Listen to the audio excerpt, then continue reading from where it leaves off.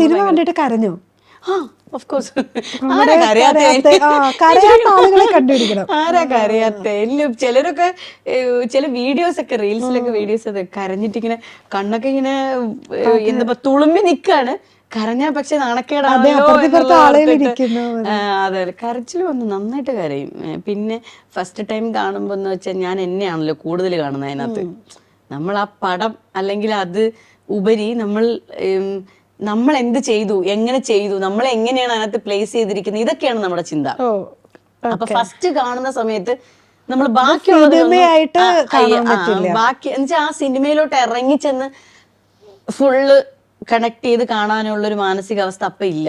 കാരണം നമ്മൾ അത്രയും വെയിറ്റ് ചെയ്തിരുന്നു, ഇത്രയും കാലത്തെ കഷ്ടപ്പാടുകൾക്കൊടുവിൽ നമ്മള് ഒരു ഇതാണ്. അപ്പൊ നമ്മൾ അങ്ങനെ എന്നെയാണ് ഞാൻ നോക്കിക്കൊണ്ടിരുന്നത്. അതുകൊണ്ട് ആദ്യത്തെ ദിവസം അത്ര സിനിമയായിട്ട് കണ്ടു, കൊള്ളാം, നല്ലതാണ്, പക്ഷെ ഉള്ളിലേക്ക് ആഴത്തിൽ ഇറങ്ങാൻ പറ്റിയില്ല.